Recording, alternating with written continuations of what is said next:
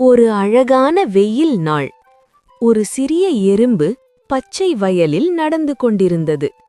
அந்த எறும்பு சிறிய உணவு துகள்களை தூக்கிக் கொண்டு சென்றது. அது மிகவும் உழைப்பாளி. தினமும் அது காலை முதல் மாலை வரை வேலை செய்தது. உணவை சேகரித்து தனது நிலத்தடி வீட்டிற்கு கொண்டு சென்றது. அருகில் ஒரு பச்சை வெட்டுக்கிளி ஒரு இலையில் உட்கார்ந்திருந்தது. அது நாள் முழுவதும் பாடிக் குதித்து மகிழ்ச்சியாக விளையாடியது. அது எறும்பை பார்த்தது. சிரித்து சொன்னது, "எறும்பே, ஏன் இவ்வளவு வேலை செய்கிறாய்? என்னுடன் வந்து விளையாடு."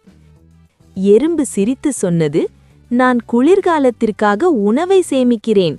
குளிர்காலம் மிகவும் குளிராக இருக்கும்."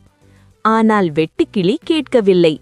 அது தினமும் பாடிக் குதித்து விளையாடிக் கொண்டே இருந்தது. சில நாட்களில் கோடை முடிந்தது. குளிரான குளிர்காலம் வந்தது. காற்று மிகவும் குளிராக இருந்தது.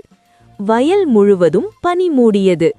இப்போது வெட்டுக்கிளி மிகவும் பசியுடன் இருந்தது. எங்கும் உணவில்லை. அது எறும்பை நினைத்தது. அதன் வீட்டிற்கு சென்று கதவை தட்டியது. எறும்பு கதவை திறந்தது. அதற்கு நிறைய உணவு இருந்தது. வெட்டுக்கிளி மிகவும் வருந்தியது. அது சொன்னது, "அடுத்த முறை நான் உன்னைப் போல உழைப்பேன்." அது ஒரு முக்கியமான பாடத்தை கற்றுக்கொண்டது.